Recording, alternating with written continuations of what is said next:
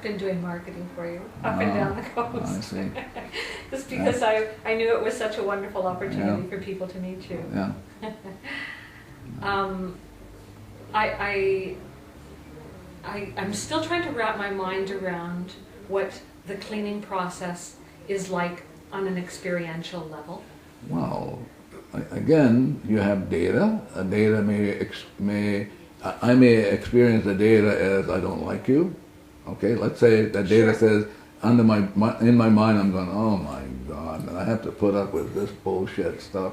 Right. And I go, oh, I get to clean with that. Right. What's going on in me? Right. And I didn't know I had it. Right. So I can say to that data in me, I love you. Thank you for giving me one more chance to let you go so that I can be free. Right. So the Ho'oponopono is about saying, I'm sorry, please forgive me. And then the I'm sorry, please forgive me can be said in a different way. I love you, thank you, blueberries, M&M's, the whole kit and caboodle. Yeah. But the notion is that it's my responsibility, totally. So it has nothing to do with you. Right. Yeah. And so you're talking to not the person, but to I'm talking to myself. Yourself. Yeah.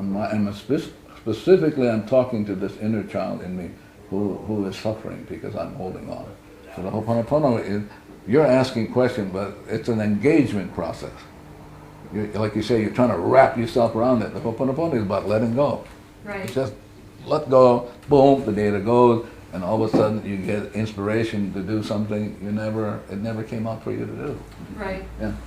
In the introduction to Zero Limits, Joe Vitale talks about programs that go back to the beginning of existence. Yeah. Could you talk a little more about that? Yeah. When coming back again to Shakespeare, and when we were initially created at the beginning, we were nothing.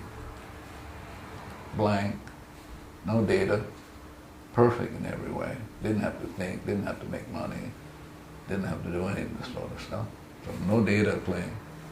And then out of that no data, which is what Buddha called void, up comes this, what Buddha called enlightenment, which is the source of the light.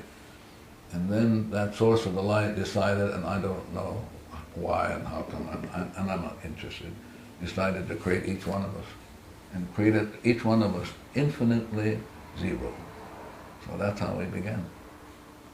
And so what does it mean to be infinitely zero? It means we experience heaven on earth, nirvana, art, beauty, love, until something came along, and it brought darkness. Yeah. Yeah. Are you in that state of bliss, nirvana? If I was in that state, I would not be here sitting with you guys. I'm here because I have stuff to let go. But clearly you've had a considerable degree of success based upon your having emptied a psychiatric hospital. I don't know what that means, success. Assisted in a healing for people. No, I didn't assist. I only took care of me. I'm responsible. I wasn't interested in them. They just came along in my life and said, hello, you got stuff you should let go. I said, oh, okay. So I didn't do it for them. They're just mirrors then to yourself? More importantly, more specific, more precisely, that we had shared memories. Ah. Yeah. Yeah. So this notion about healing people is bullshit stuff. I didn't do that. I'm only here to clean up what was going on in me that kept him goofy, that kept him stuck in the hospital. That's what I came. I came along to do that, to do it on me, not them. And if they benefited, okay, but that wasn't my orientation. That wasn't my focus. My focus was to be free. Yeah. So anyone who comes in front of you in any way, Or before. you Yeah, have a relationship with that person You on some level. have shared data. And do you feel a sense of compassion towards the people that You're funny. What does that mean, compassion? a heartfelt connection? You want me to be deadly honest with you? Yes, please. It's bullshit stuff. It's like when you're free at zero, you have nothing. You're free. You're not even in love. You're not having any of this stuff you hear, the garbage that you hear. You're nothing. That's what Jesus said. Jesus said, listen, seek ye first the kingdom, which is nothingness, and you shall see God. That's what I'm interested in. I'm interested in seeing the God in you guys. Okay. That I'm not interested in. So if I see the God in you, then I'm okay. I'm fine. See, it's the data. If I can let go of the data, which is the mortgage on my soul, I get back to zero. Then I'm going to see what Jesus said. I'm going to see God. And nothing but. Yeah, nothing but. And because you guys were already perfect, it was the imperfection of the data in me, not in you. So this notion about saving or clearing out the hospital is funny. The whole universe laughs.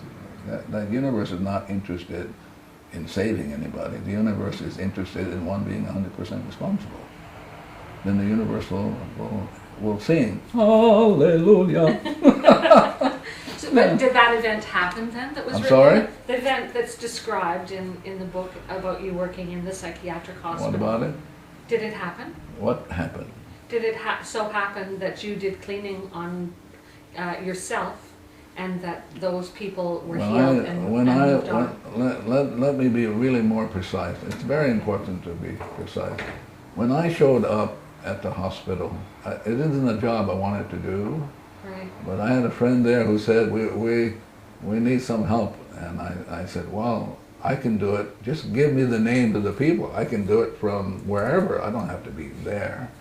Well, we can't do it because it's confidential.